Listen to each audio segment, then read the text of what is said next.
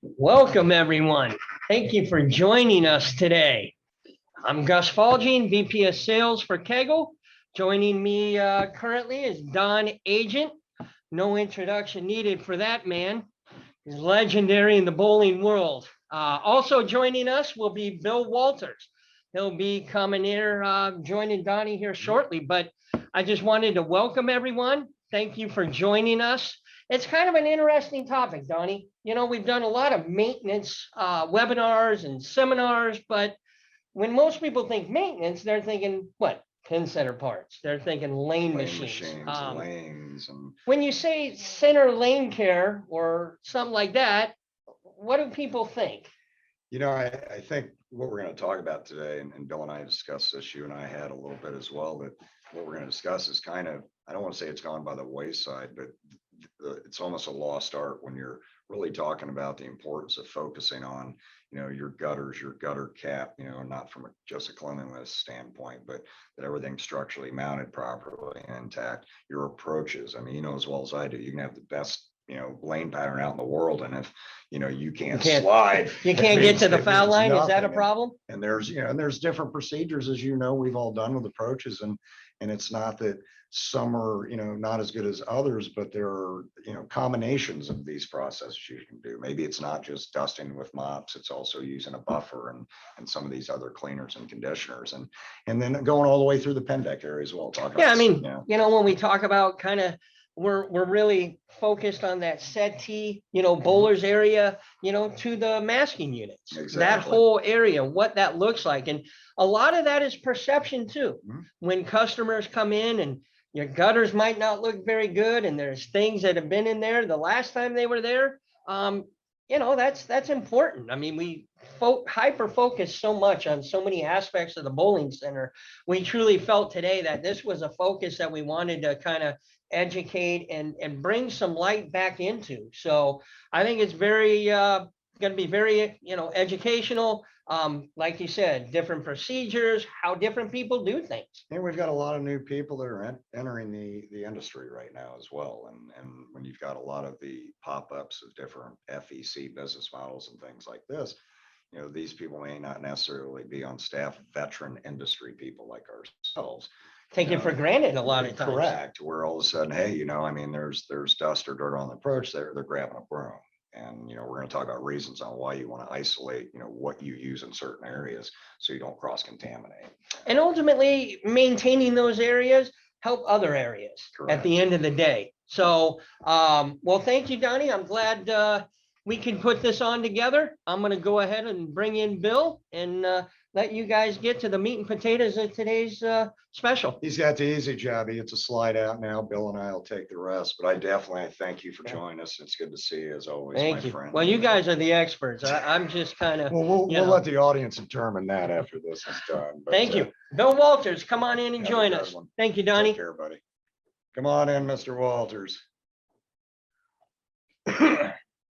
Oh, thank you again, ladies and gentlemen, for taking time out of your busy schedule to join us today. And you know, hopefully the information we've come up with and provide you with is going to be adequate, fulfilling.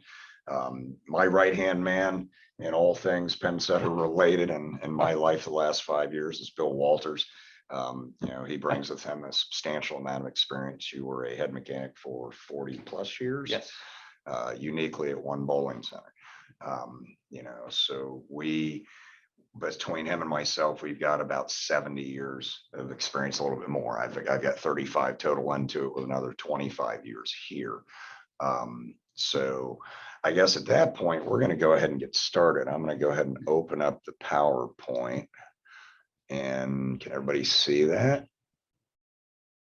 Okay, so what we're going to talk about basically is center maintenance for optimum performance. Is it not on? Nope. Oh, excuse me. Here you Or is it share screen? So which one is it? Sorry about that. Y'all. Sorry about that. I get somebody that's better with this type of technology than myself here. Technical that was technically my fault because I should have done that before I left. But I'm a slacker, and you know things happen. So we're gonna go ahead and There you go. Hey, there Awesome. we are. Perfect. Now we're Look- all rolling. yours. Look at that, guys. You know, Gus is more than a Thanks. pretty face. Thank you, Gus. All right, center maintenance for optimum performance. Like I said, I mean, Bill and I aren't going to sit here and give all of you a bunch of credentials, but you know, we've been on the side of strictly maintaining bowling centers for a living. We currently now advise towards that. I mean, you have substantial experience now doing tournament events for PWBA and at top level events, which is really where we focus a lot on these areas, obviously, with that clientele. So we're going to start out today with a little bit of, you know, gutter maintenance. And as simplified as this may sound, once again, we do have new people to the industry, and it's not just cleaning gutters as much as paying attention to the condition and the surroundings of the absolutely. gutters, as we'll get into. The approach maintenance, the different tools that you can use, combining some of those tools as well, but really finding out what's best for your needs and your types of approaches. And pins and pin deck care. You know, when we get into that, I mean, it's like when you're talking pin deck care, it's not necessarily like the old days where we talk about edge boards being loose and these types of things. Right. It's more of, you know, you want to make sure that that area is as clean as possible, because sliding pins are going to affect pin carry. Pin carry affects scoring pace. Scoring pace affects happy customers, obviously. And pin maintenance itself, when we get into that, you know, especially in this last 2 years, you know, we're seeing supply and shortages and chain shortages. And, you know, if anything, for people who've got pins, are definitely going to want to, you know, make sure they're taking care of those more so now, because you may or may not have to wait going forward to get those pins replaced. And then we're going to touch base on a couple of, you know, the parts for the A2 and the GS Pinsetter.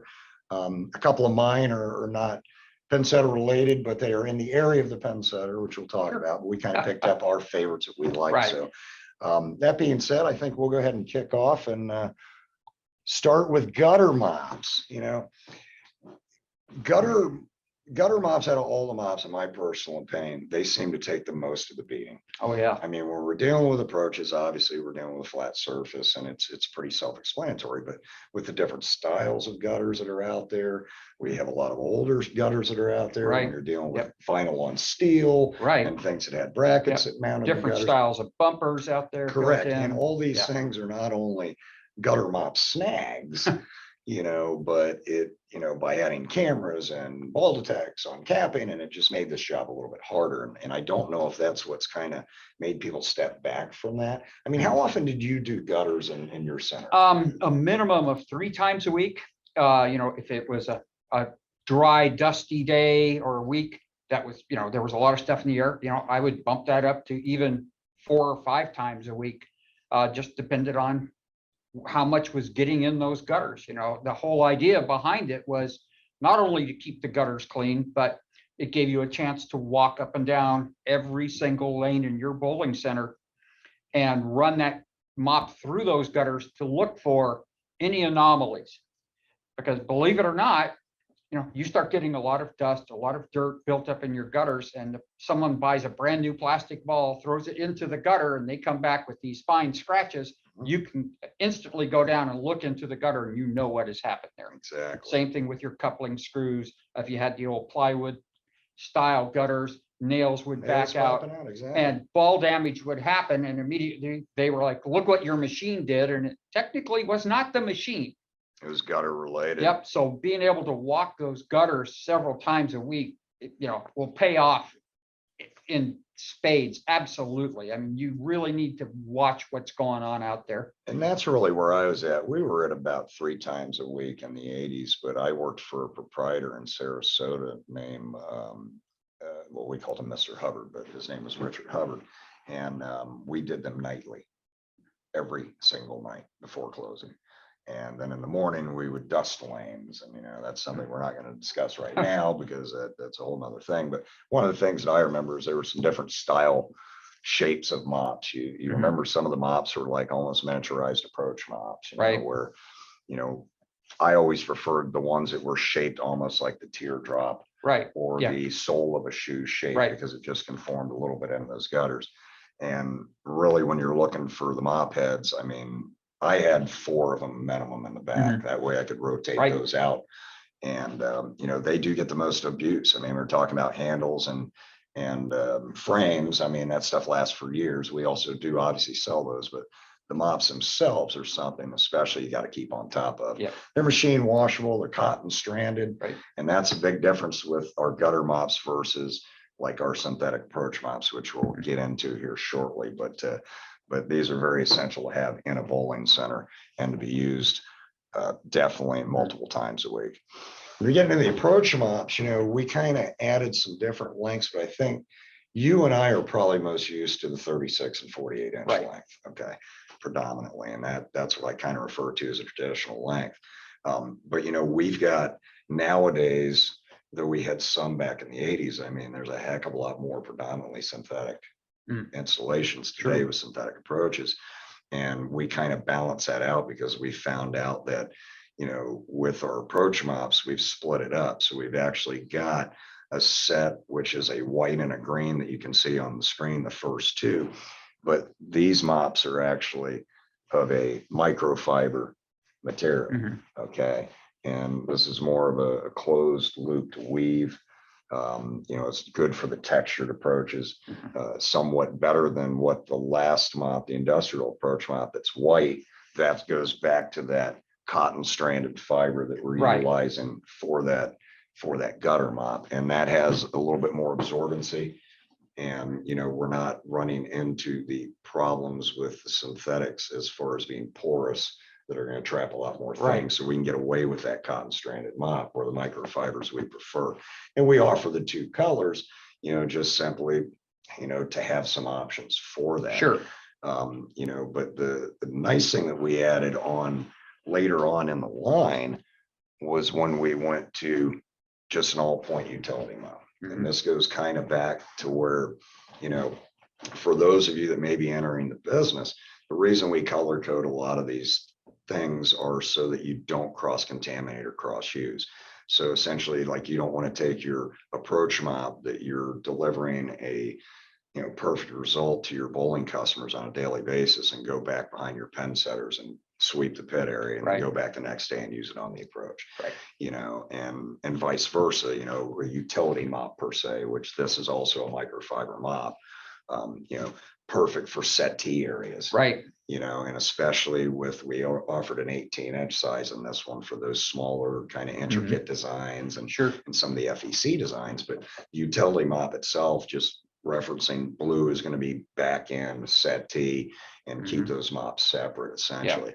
That being said, I mean, when we're doing approaches and settees, I mean, approaches once again could be done multiple times a day when you're dust mopping. A lot of that depends on, I think, the environment you're in. I mean, Sure. What was your procedure back in Denver at that time? Typically I did approaches twice a day. First thing in the morning when I came in, and then right before the leagues bowled in the evening. So that basically gave us 12 hours in between. But there again, if we had a tournament in the house or a double shift of league, Every squad. we ran them every squad because you wanted everything to be as consistent as you possibly could from one group of bowlers to the next. Correct. And we're talking, when you're dealing with the approach mop, so the audience knows, I mean, that strictly is for that very light dust, loose dirt, contamination removal. I mean, this is not approach spotting or buffing. We're going to get into that here shortly, but it's good to have, like I said, the color coded mops in the center for sure. Absolutely. And though these take a little bit less abuse than the gutter mops, I still had a spare set of these, so I could do the on and off wash. No different than we would do a ball wipe or something like that on an A2 pen setter. Getting back to the approach thing with a different tool, in some centers, I mean, there for many years, I had centers that's all we did was use an approach mop, and we approach spotted with wood approaches. It wasn't wood approaches. Obviously, you didn't want to start wet mopping and putting liquid on, but there are times now in this industry where using a buffer, if you've got one available, is a heck of a lot more beneficial long term. It's not to say that you won't ever use the approach mop again, but this is an added thing that we could do maybe a once or twice a week thing. Absolutely. You ever buff approaches back at your center? Or I know you have here, and I know you've done some with us. We did when things were really bad, back in the super old days when we had wood approaches. Brunswick actually had substance that they asked us to use about Like an once a month. Aquarius or something. Yeah, like it that. was, done with an actual beige buffing pad. It was on the old lacquer finish. It was just a mess to deal with. I Right, mean, right, it right. was horrible. It was nice to see the synthetic approaches actually. Yep. Yep. To be honest with you, absolutely. And this is where, for me, coupling both procedures, I still think not everybody's got a buffer. I mean, that's a Sure. reality. And with wood approaches, you're not going to run a buffer with this situation, nor would you use this product balance we're going No. to talk about on a wood approach. But the combination of these two, basically after the fact of a dust mop really works out perfect, I think. And the two pads that we're seeing, we've got a buffing pad specifically, it's white. And this is what we do recommend when we're utilizing something that we're going to put on the approach as a cleaner and conditioner, which is what essentially the balance is by Kegel that we utilize. You'll be discussing another product here shortly. But then we've got a secondary pad that is, it's white with a green, and this has got more of like that when you hit off the artificial tee box Right. type of thing. Yeah, the old But not artificial as- turf look. Not as Yeah. abrasive as like a Scotch-Brite Right. pad, but that's for Yep. that extra when you're getting some of the shoe marks, unfortunately, we get today that are out of our control with some of the Right. designs of shoes, the heel marks, the big black rubs on the approaches. Yeah, This will if- help get that out. That pad is great if you have textured approaches that really are starting to kind of lose their texture due to the fact that they're starting to fill in with a little dirt or grime, a little bit of that with some balance, because the balance is going to act as a cleaner and conditioner. It'll bring those approaches right back to being like new. And that's kind of where I want to go with this, because this Yeah. was essentially when our chemist made this was, dropped on us as a cleaner first and conditioner second. Because that coupled with those pad designs, it does extract that out of the pores. And we've had people, as soon as they've gone to these, even if they bought their own new pad somewhere, but when they started using this product, they've said, wow, the first week or two, I mean, the bottom of the pad was black. And then they started noticing that it was less and less dirty as they went on, Sure. just from general constant maintenance in the center. In this product, we're typically going to say once a week, possibly twice, depending on lineage.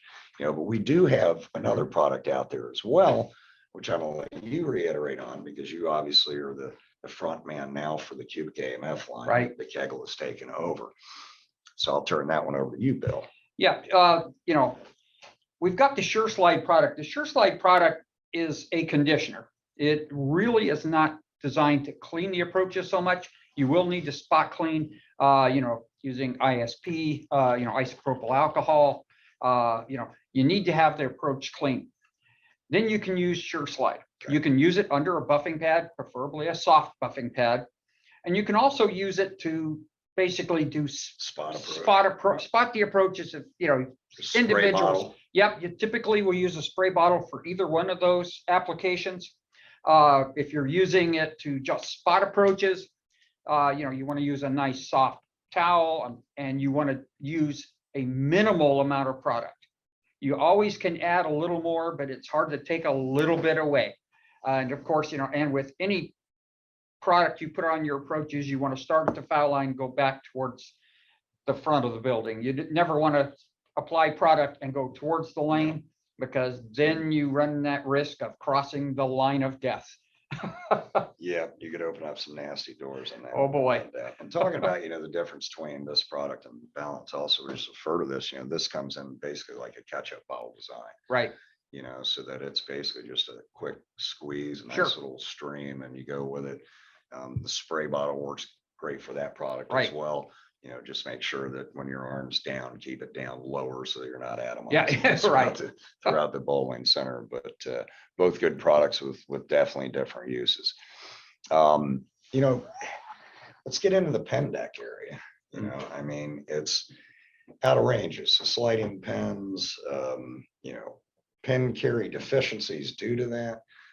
These aren't a lot of things you and I ran into 30 years ago. I mean, let's just No. be honest with you. I mean, it goes back to the fact that, we were putting down literally a minute amount of oil compared to. Yeah, a third of the today. oil, literally. Yes, Yeah. I mean, so we didn't really have a lot of that. I mean, I remember hearing about it with centers that didn't, obviously clean every day, because that was kind of how we made the conditions back Right. then. But, we dealt with them if we had them. Today, when you're dealing with house patterns that are, 20 to 24 mils. I mean, you're doing tournaments. What's the most Oh, you've put out there? I had one tournament where I was at 29.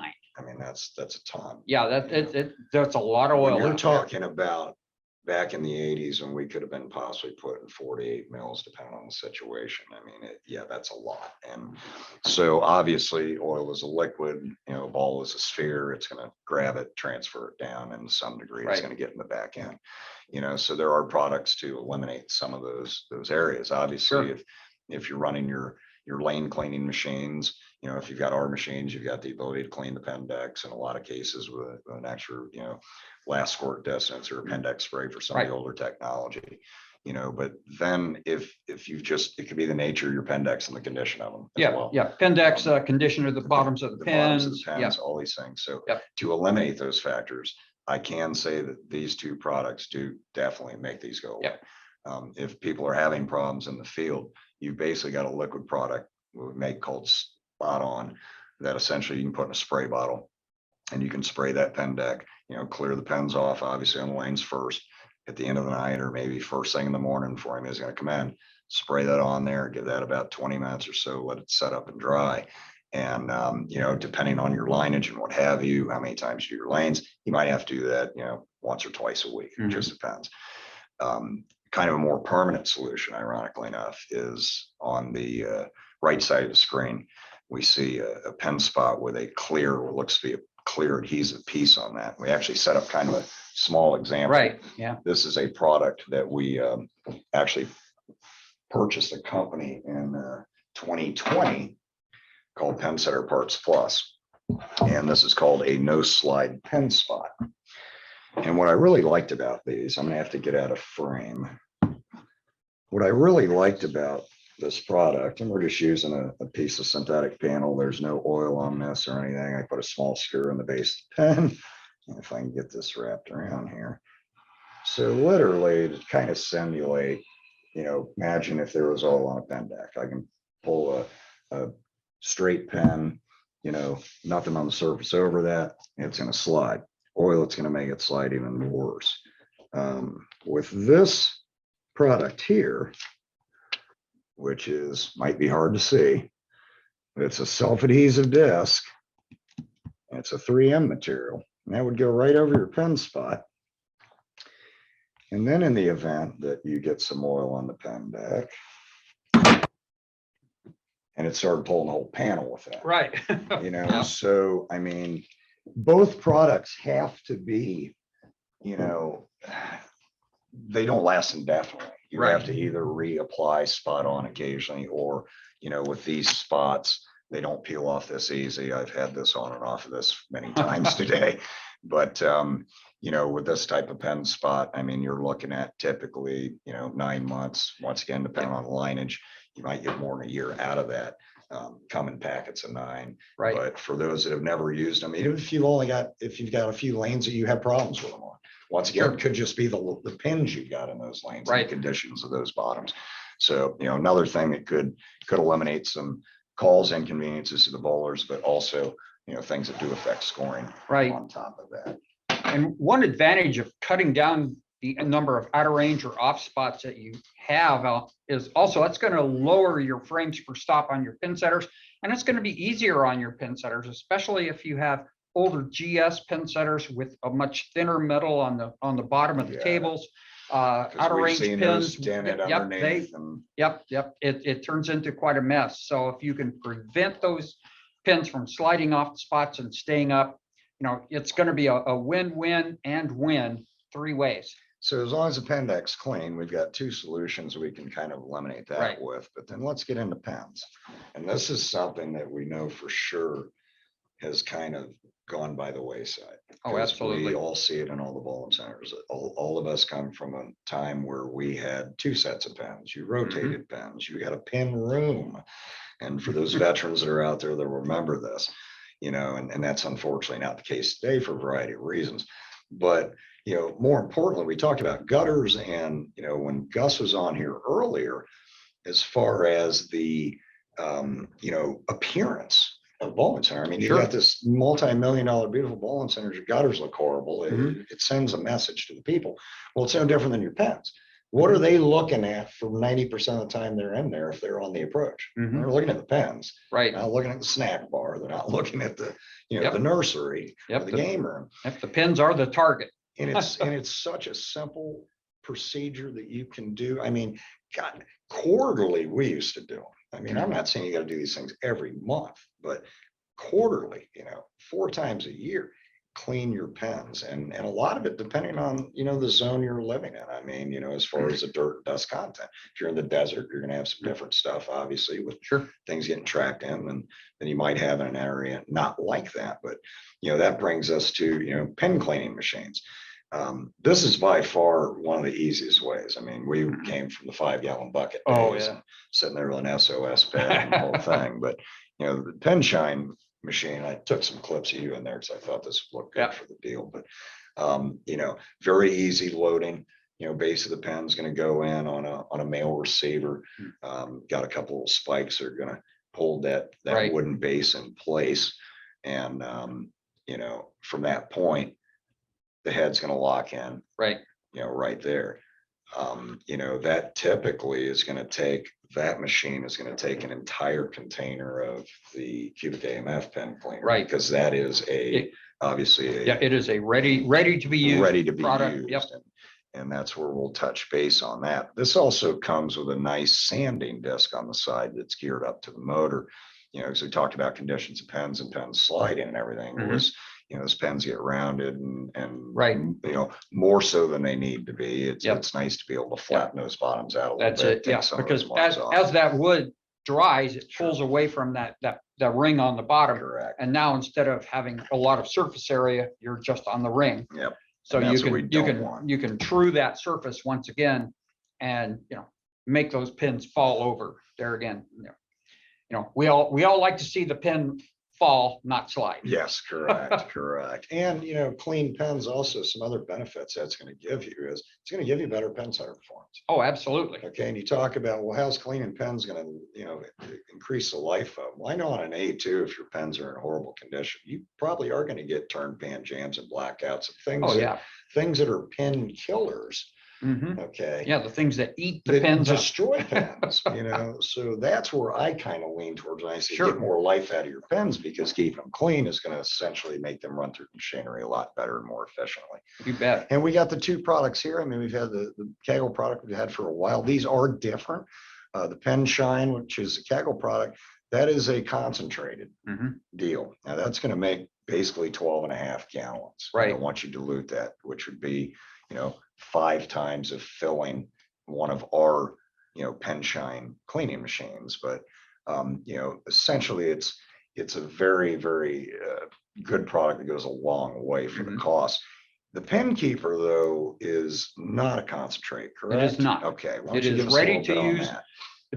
Pin keeper's ready to use right out of the jug. I mean, Okay. you take it, you can pour it in a. Just pin- pour right You into can a pour it Pen right Shine, in, you're or if you're hand cleaning them, you can put it into a spray bottle, you can put it into a bucket, whatever you need to do, but it is ready to go. I mean, pen maintenance definitely over the years has kind of gone by the wayside. I mean, and with the cost of pins and right now the availability of pins or lack of availability, maintaining your pins is going to be a thing to do. I mean, you want to try to get as much of that abrasive dirt and grime off of those pens as you can. Fully agree. All right, well, that's pretty much what we've got on center care maintenance. I mean, we're going to move into the Pinsetter parts line. We'd love for all of y'all to hang out for this, so we're going to do Q&A afterwards. So if there's some people that had some questions about, the approach and pen deck and some of those topics we talked about, we can answer those at the back end, or if you got some questions about these items. But we'll rock and roll right through this on the moment. We're gonna start out Sure. with A2s, and going back to that new line that we purchased. It was kind of, for me and you, it was deflating because we worked very hard in 2019 to get this going. Right. And we get everything arrives here in 2020 in February, and COVID hits and the world Right. shuts down. So we didn't, it was like our big birthday balloon busted. Yep. We didn't really get to do a grand presentation of this, but this was one of those specific items that when you and I looked at buying this line, that we wanted this line for. Absolutely. And, me personally, I am a follower link guy, Mhm. but I've used these and I've got a lot of friends Yeah. that use them. And to me, it kind of gets into the pit mounts versus pit tiers, which we'll Right. get into a little bit. Yeah. They both work. It's a Yeah. lot of it's just preference of the individual. But this is a fantastic upgrade if you want to get rid of a bunch of the pivoting stuff that's sitting in between Right. those cushion arms and in that linkage with the follower links. And that's a cam and roller kit upgrade. I mean, it consists of a urethane wheel and a Delrin hub, Mhm. and your follower links go away.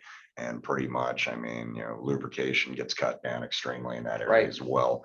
You're not dealing with the inserts that go through the links. So, Right. Yeah. I picked that as one of my favorite parts that I think not only when you put that on the machine, you can walk away without having to do the routine maintenance you would have had to do, Sure. or at least reduce it to some degree.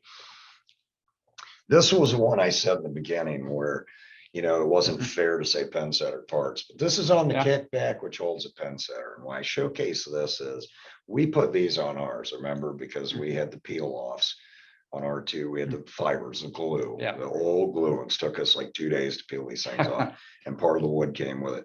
What I liked about this design with these kickbacks was the mounting of it, because Yeah. they mounted with a coarse drywall screw, Right. and they're phenolic and they are unbelievable. I mean, I've had ours, and we have run thousands and thousands and thousands, tens of Yeah. thousands of games through our test pen setters over there with live bowling, and they look as good as the day I put them on. Yep. I mean, it's just a really, really good product. But the mounting itself made it nice because it made it a lot easier to install than having to play around Right. with contact cement and Right. whatever. I mean, you literally could just get, square it up, get your 2 top corner holes started, Right. and then just pre-drill everything Yep. and Yeah. put in those, little 5/8 inch coarse drywall Right. screws you get local, and it's a product won't move. I Yep. mean, at all. Cause I really, for me, I'm still old school, this type of kickback, because, and even I'd take nails over the current Oh, plastic yeah. ones that adhere. That just Because glue. Yeah. we've seen them, Yep. and you've got them in your centers. I guarantee if you look at some of these kickback plates that are like this on your kickbacks, and this type of mounting design takes, Yep. that goes away. Yep. And what it does. what else goes away? Pins hitting it going and Yep. falling straight Falling down. straight down. You want Yep. pens to move, and this is what that's going to give you on there. This goes into the kind of, tomato, Yep. essentially. I'm a pit mount guy. I'm a traditional, 12 pit mounts, but I have used the shaker mount tiers that came out by Quality in the 80s. And this is the design that was the exact design off Quality in the 80s that we went and brought back. And because we do have a big customer base that likes those, they are in what we call the deep purple line, obviously. The pit mounts, the standard pit mounts, I brought out just because of probably about 4 or 5 years ago, Gus and I were on the road at trade shows, and I just started having an unbelievable amount of people coming up to me going, "Why don't you get a pit mount?" I'm like, "What's wrong with them?" And I don't know if there was rubber deterioration, what have you, but we went to a neoprene traditional grade 8 studded mount that I remember using back, growing up with these. But both sets of products are good. I think, you put them in, you can walk away for quite some time. I mean, that's based on the fact that you're going to be doing your logical yearly pulling your pits and going through and doing the inspection you should be doing. Obviously, nothing should be a walk away type of thing. This is one of my favorites, actually. I'm going to give a call out to the designer of this. This was made for Pinsetter Parts Plus by a gentleman named Gs Nxt. And I got to visit the facility that one of the partners was at, and Dennis was the head mechanic there. I actually brought one of these here. This is basically what we call the lift rod bench mounting fixture. Now, you and I got very intimate with this in like 2019 or 18, I can't remember, but we were doing a tremendous amount of lift rod testing, exchange, and removal. And we put about 2-3 pairs on by hand. I ordered one of these, I think, immediately. But this is a great product because this allowed you to go right down in the jaws of that vise, essentially, and bolt, up to, or that way, and then bolt right through to there. And I mean, it just made the whole process of putting that cover on tremendously easy because they're just sitting there in a vertical state Right. for you.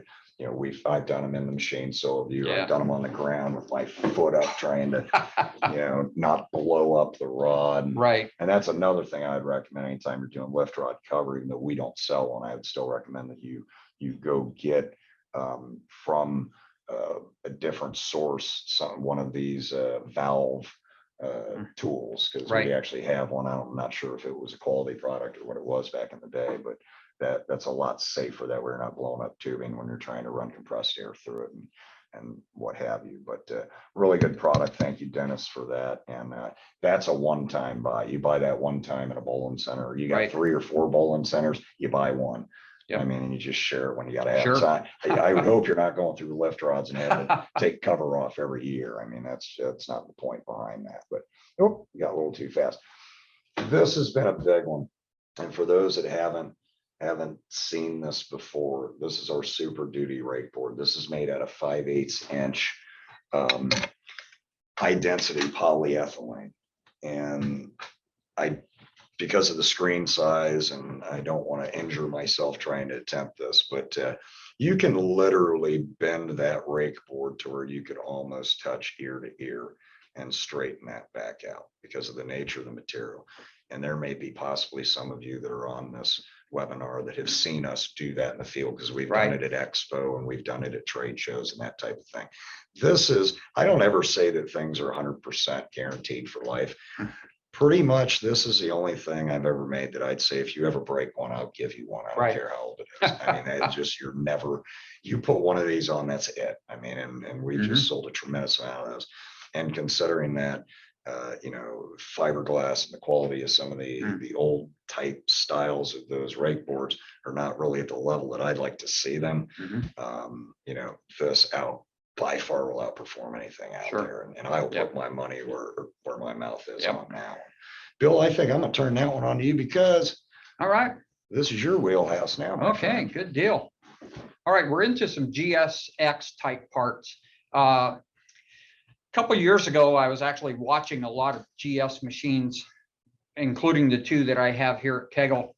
And I was just getting frustrated with watching how pins load into the shovels.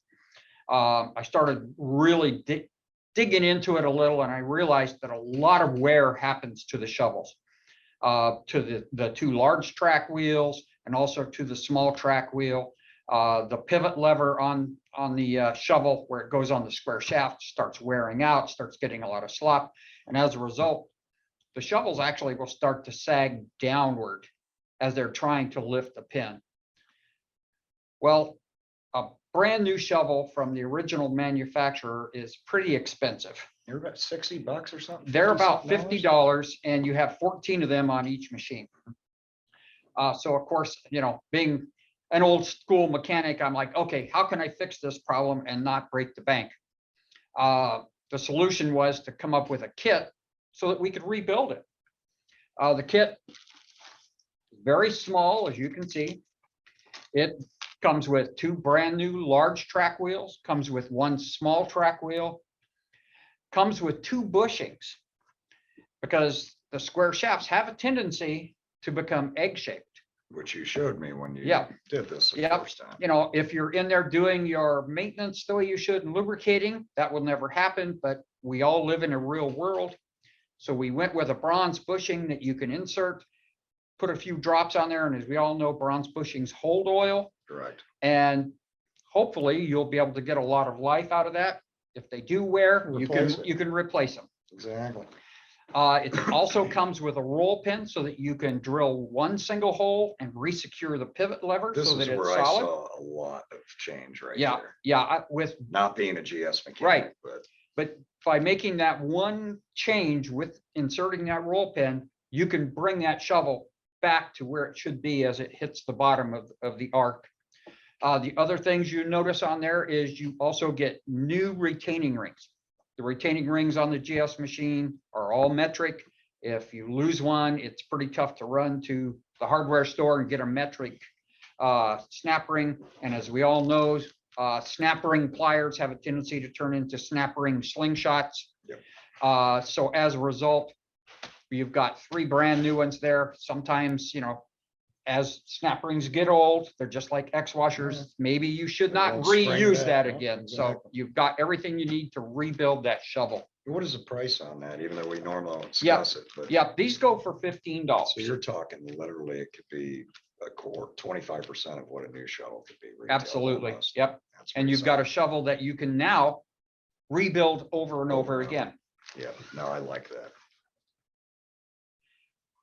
Next up, we've got our red polycord. The red polycord comes in a 12.5 millimeter instead of the original 12. It was discovered that the pulleys on our GS machines that run the 12, the actual pulleys were 12.5. Where it went down inside. So they went with a 12 and then they had a 13. but the Right. 13 The 13 was a little- shred and would flake. Yep. Yeah. So we went with a 12.5 so that it matches up the size of the pulleys. Plus the red polycord has a much softer durometer. It grips the pins. This is a perfect item to put on the crossover areas and on your sharks. Anywhere that the pin changes directions, you want to have that to be a very positive change. You don't want to have room for error there.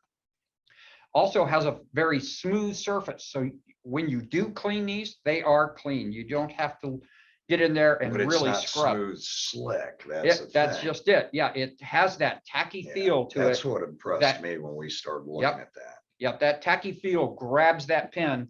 And there again, if you're doing your pin maintenance and keeping your pins clean, you should never have the pin slip on your distributors ever.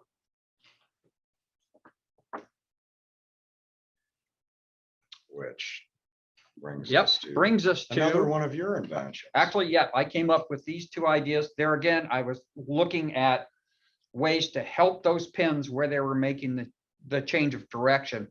The first item is going to be the shark transition cam. It's a wedge-shaped cam, mounts on the outside rails of the shark.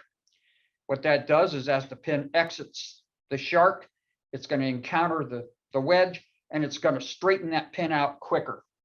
And the quicker it gets onto those distributor belts and straight, it's going to have less tendency to want to fishtail as it goes down the distributor, because we've all sat there and watched these pins fishtail, and occasionally one will fishtail so bad Off. it falls into an empty pin station, and now you get that dreaded double feed on just one pin station or one pin holder, and you're going, what happened here? And it Yep. walked off of there. The other item, This was one you made to compliment, because that was the Yep. first one you Yes. made, wasn't it? Yep. That's correct. yep, this one goes out on your crossovers. There again, I had watched the machines and watched them, and I thought, wow, why is it that it's so inconsistent when the pin is changing direction out there? And I realized sometimes the pins would roll, sometimes they would skid, sometimes they would flip and flop, and it was like, okay, what happens if we set something out here to where the pin would actually encounter a gradually changing thickness to allow it to roll? So I came up with some pretty crude I remember. They crude were and good. rude prototypes. But so then we came up with the wedge, and there again, it goes out there and it allows for that smooth transition anytime the pin is making a change. One of the side effects of mounting these also, which the gentleman out at the National Bowling Stadium mentioned to me, was he had installed these on the pair of lanes they use for their TV finals, due to the fact that they also absorb a little bit of noise. And we all know GS pinsetters are a little loud, and I'm saying little as in very loud. So he was looking for anything he could do to quiet those On the TV pair that's yeah, mic'd up. yeah, because he wanted his machines to look and sound as quiet as possible and look great. So he installed these on his TV pair. I was just out there a couple weeks ago, and they are gradually installing these elsewhere across the bowling center. Fantastic. Yeah, that product continues to move. That was a very, very good one. Okay, next item up is going to be the Overflow Sock from Strikemaker. As some of you may know or may not know, we partnered with Strikemaker about 5 years ago, maybe 6. and they have their own line of GS parts. One of the most impressive items they have is the Overflow Sock. The Overflow Sock, and I have one here with me so you guys can see it. The Overflow Sock has webbing sewn all the way around the top. So when you put that hose clamp on there, there's something nice and solid for it to bite onto. Instead of the sock itself, it's Right. cutting into the outside. Yep. Yeah. The reinforcement goes over halfway up the back of the sock. And if you notice, the angle of the sock here comes almost flat. This allows the pin to exit and land softly And onto the not- transport band and not nosedive in. Because when they nosedive, doesn't that create another issue? You start wearing out. We're out the band. Yep, man. absolutely. One thing that you will also notice is the Strikemaker sock does not have a way to connect it to the other sock. Of course, I was curious, why is this? The reason they did that is this lands the pins so softly that the socks don't move much at all. So there was no real reason to But connect they're them. swinging back Right. and forth. Yep. One thing that comes with these, or that's a comment that we've had in the past, is these come folded up. So I always tell people, if you were folded up for several months, you might need a little massage to relax. And the same thing happens with these. I always tell people just pre-round them just a little bit. And, the pins will just fly right through these and then land with that nice little thump at the bottom instead of the thud thud with, the head of the pin just smashing into that or into the T-band and causing tons of problems. Additional problems, yeah. One of the other products from Strikemaker that it just is outstanding, they have the hydraulics for all three applications. And the story behind this was just so amazing when they told us this, that they actually had someone in Germany look at the shocks and came out and actually watched Pinsetters run and said, okay, now we know what the application is. We can tell you what product would work. And what they found was with the application that we have in the bowling world, that a simple hydraulic shock really wasn't the best thing. So they came up with a shock that is partially hydraulic and partially gas. This allows the shock to collapse nice and solid, but then give. And I thought, wow, okay, these guys know what they're talking about. But the shock itself, the housing, is made out of steel.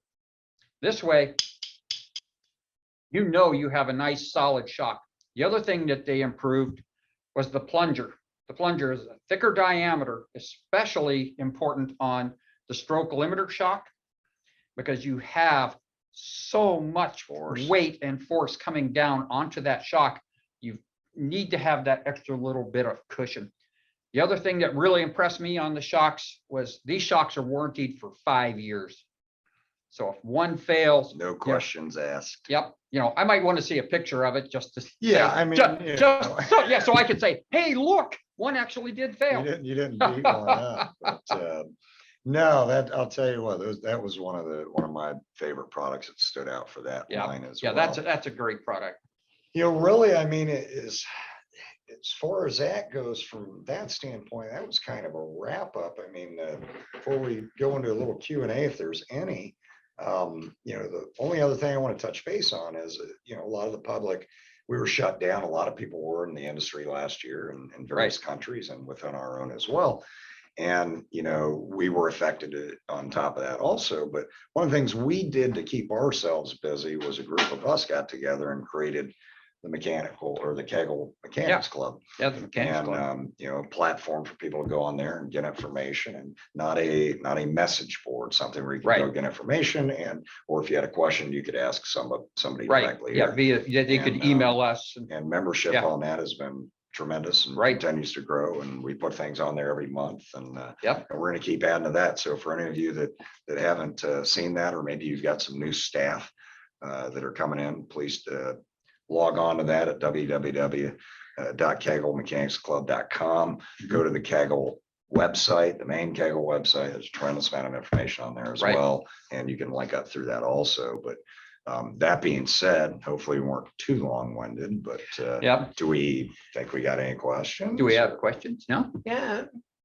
Oh, Okay. you want the mouse? They're All gonna right. take We're the gonna hand that to technology our, away from me. yeah, We definitely thank everybody for tuning in. I mean, Yeah. it's, for people like, Bill and I and Gus and Doug Dukes, who isn't with us, but so much of our job is interacting with people. And, as much as I would rather be in front of all of you personally, and for those of you that know me, know that, We got our first question. Oh, excellent. Several tournaments lately have claimed the approach at the foul line with alcohol, making them super sticky. Help. Okay.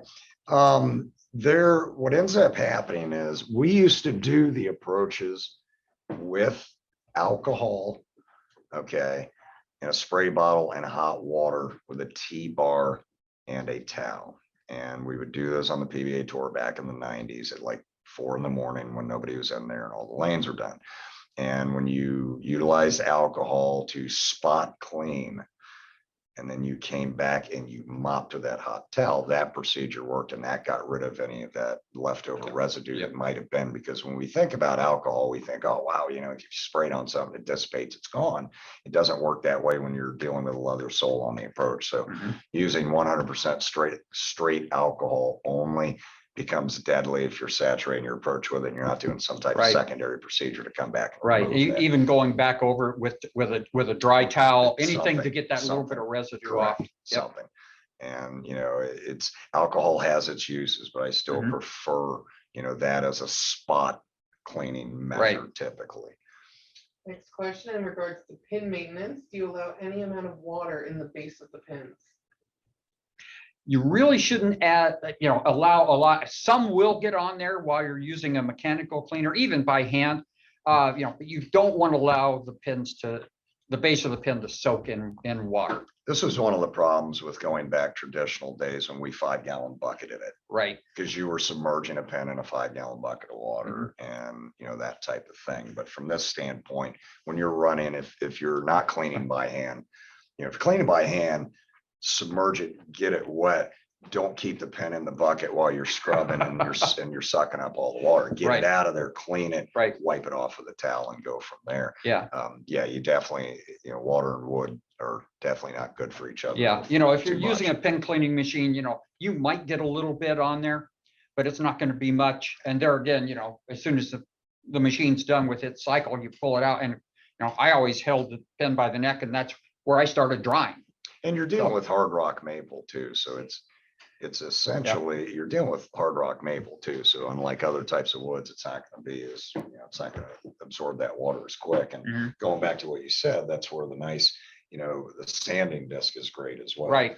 You can hit those pens with that Yeah. shine sanding. Yeah. disc. And if you have gotten a little bit of water on there and the grain is raised up a little above the ring base itself, you can use that sanding attachment. And that was a get back really, to flat. that was a really good question. Ever asked that, because Yeah. something that goes to the side of that, some people may or may not know, it's natural for pens to have moisture inside of them.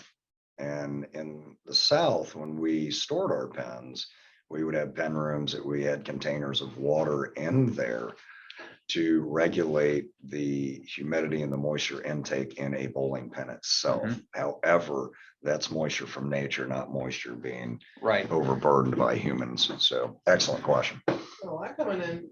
Are there any original PPP parts that you will discontinue? Yes, and we have done some right now. To give you an idea, when we first started looking at that line, the general public is not aware that out of the 200 and probably 60 SKUs that existed, they were in the process of releasing a distribution letter stating that they were eliminating about 100 of those. When we took over the company, I immediately was going to eliminate those 100. We chopped some of the line out.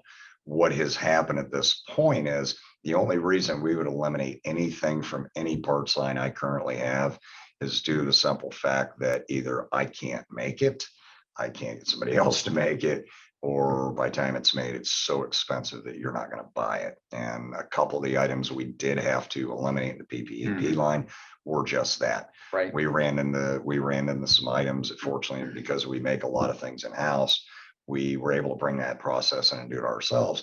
We had some processes where, we had, no joking, say, we paid $8 for this cup and sold it for 15. Our price was now 15. I mean, it was 100% markup at times on some of these things, but the ones that I think or me and Bill think that are just, rock stars. I mean, the worst case that happens is we keep them, we take a risk on it, we pass the cost onward, and we see if the market bears it. I mean, Okay, how well do the no slide pin spots hold up to lean machines running over them time that's and time a again? great question.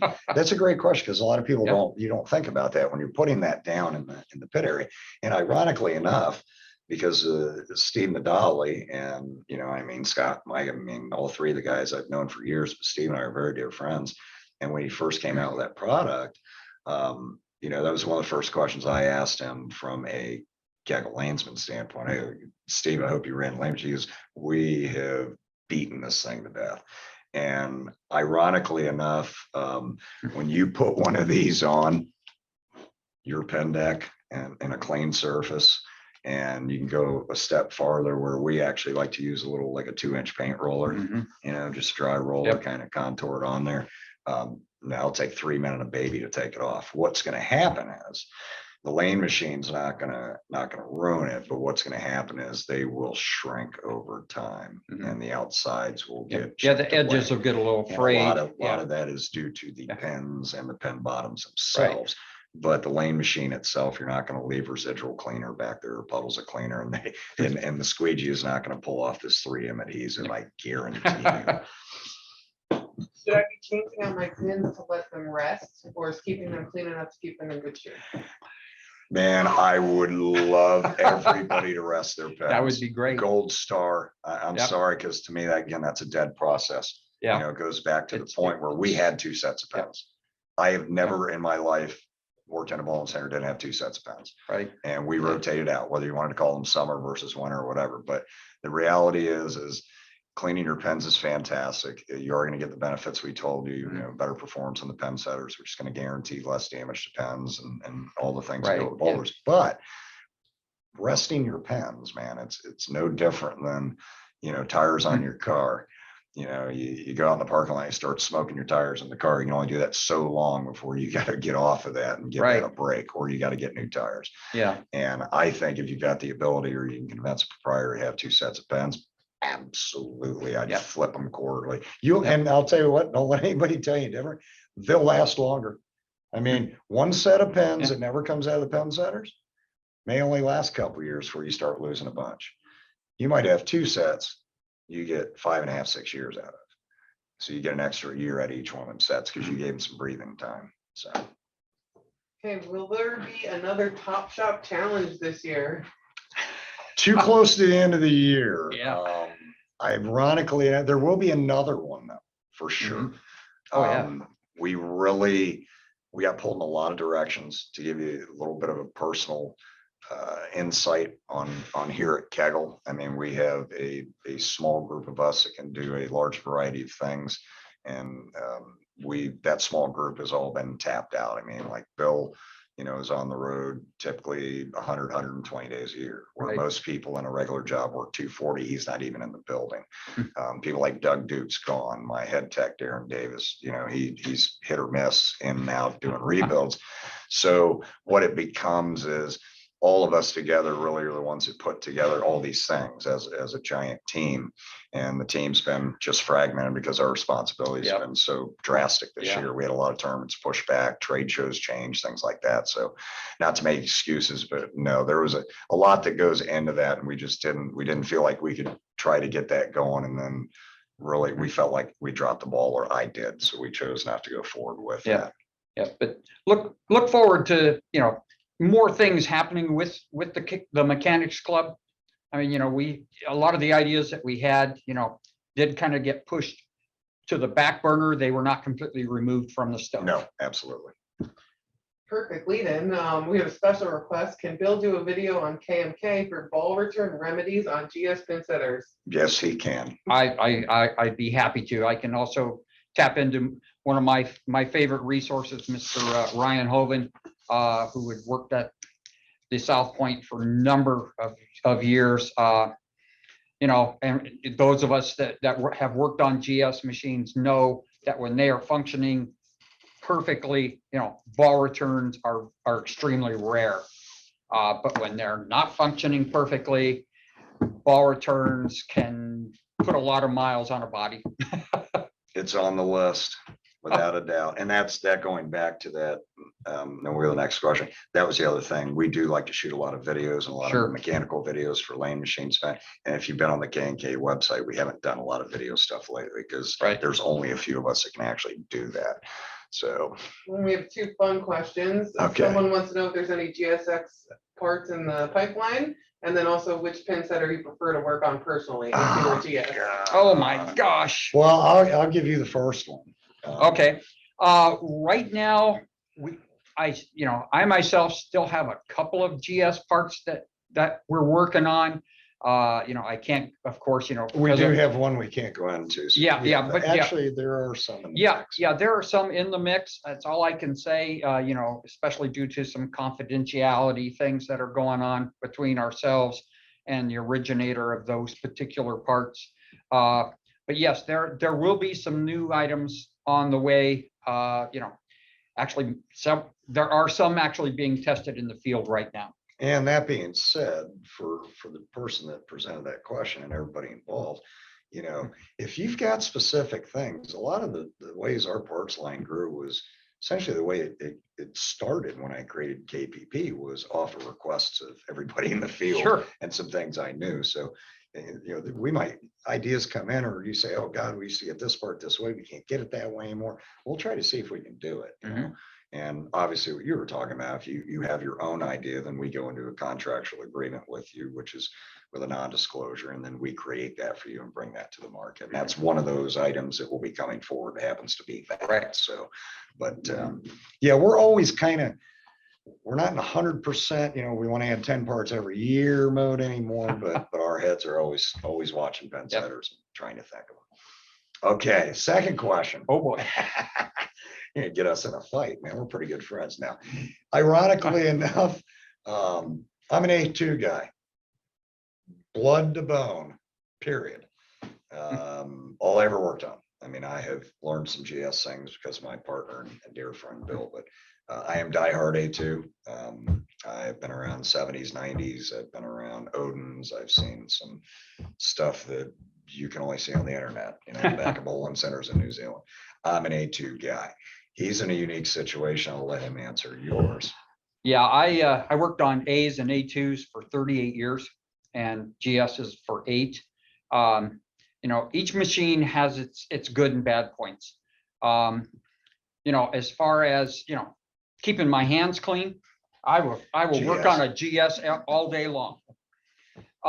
Neither one of the machines is particularly easy on an older body like mine getting in and out of anymore. But, you know, yeah, I would have to say, you know, overall, you know, as I have gotten a little older, you know, and I understand the principles of how the GS machine works, you know, I do prefer the GS machine a little over the A2. You know, I've also learned a little bit about the 8270, you know, great machine to sit and watch. You know, I have a basic understanding of how it works. Of course, you know, anyone who has worked on 70s and GSs, you know, you can kind of see the translation there with the 3 separate motors, etc. You know, and 70s are a great machine. You know, of course, they're all great machines if the maintenance is done right. Yeah. You know, if you have great parts and a great mechanic who can do the maintenance and do the lubrication, you know, that machine's gonna, no matter what brand name is on it or what number, it's gonna do the job. And that's true answer, because your and Ryan's 2 GSs run as good as my 2 A2s that I've got, or you and Right. Ryan's 2 A2s. But for me, it's the noise. Yep, they are loud. It's the noise. Yep, they're loud. And, you know, there again, I have some tips on the KMK website on how to make things a little bit quieter on your GS machines, you can go on there, read some of those tips. Some of them are very simple. Some of them are going to require you to make a little purchase. Of course, we'd appreciate if you make that purchase of that particular product from us. The sales portion. Well, yeah, of course. But yeah, like I said, when it comes to me, yeah, I like the GSs just a little bit better. It would have to be like, it would be a 60-40 split. I think that's fair. Yes, I can still climb into an A2 and tell you, okay, that's a 7/16 and I'm going to need this wrench and that wrench. I still remember that the turret clutch is left-handed thread, so I don't sit there and torque on it trying to loosen it while I'm tightening it. But yeah, I'd have to go with the GS just a little over the A2. So we're divided. Yeah. We have another question. Excellent. Someone wanted to know if you'd be opening up an AMF 8270 area for the Mechanics Club website. Okay, I can answer that, I think, comfortably. When we put together the KMK website, I'm going to tell you right now, between me and you and Gus and Doug Dukes and all of us, we had this discussion that, we want to be inclusive to all the mechanics. The biggest thing for us was that out of all of us, are not AMF mechanics. So that being said, we moved forward with the A2 GS and lane machine portion of it. There is, I believe, a notation that at some point, or there was at some point, that we were going to create that content. What that entails is I actually have to tap into external sources. And I have one internal source here, but that is Mark Davis, and his time is very, very, very limited for things like that. It does pain me, though, that, we don't. That's essentially why we also did like a top shop challenge, to be honest with you, instead of doing show us your best GSX and best A2, because it wasn't fair to the AMF mechanics that were out there. Right. We just don't have enough information internally. That being said, anybody out there that wants to send reliable, legitimate, Oh, yeah. helpful material. That's what this your platform tips, your for. hints, you bet. We've posted some from KMK members and actually non-members. We had the electrical schematic from Right. From Marty Murphy's mentor. And Right. so, yeah, I mean, I would love to have, more of that content on there. And the goal would be someday. The problem is right now, just resources. Okay, what are the principal differences between the GSX and the GS Nxt? Okay, the NXT is brand new. I myself personally have not seen it. I've seen some videos of it. I've talked with people who have actually seen it. The NXT basically is a shorter version of the GSX. From the videos, I can see that the sweep mechanism is very much like the sweep on an 8270. A lot of the parts are interchangeable from the NXT over to the GS. I know our dear friends over at Brunswick have actually been designing some parts that will fit both machines, which is, a great thing. I mean, that to Yeah. get a legitimate answer, I Yeah. mean, that would almost be called, our buddy Dave DeRito or something Yeah, like yeah, that. I would 'Cause say I would somebody hate, like Dave. I would hate Yeah. for us to go Yeah. forward because we don't really have enough information Right. on that. You've got more Yeah. than I have.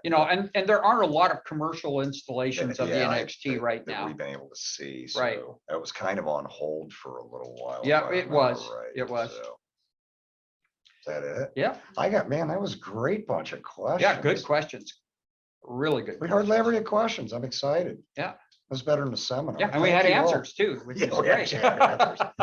Well, hopefully we didn't bore y'all too much, but I thank y'all all for signing up and spending your time with us this afternoon, without a doubt. And please always remember, I mean, we're here to help. We write things down so we don't forget, and we take care of them. And if you ever need to get in touch with us, half the Right. world's got my phone number, and probably at least 10%'s got yours. Right, 1-800-280-2695 domestically. So absolutely. call us, don't grind your gears. Yep. Have a wonderful day, ladies and gentlemen. Bye, everybody.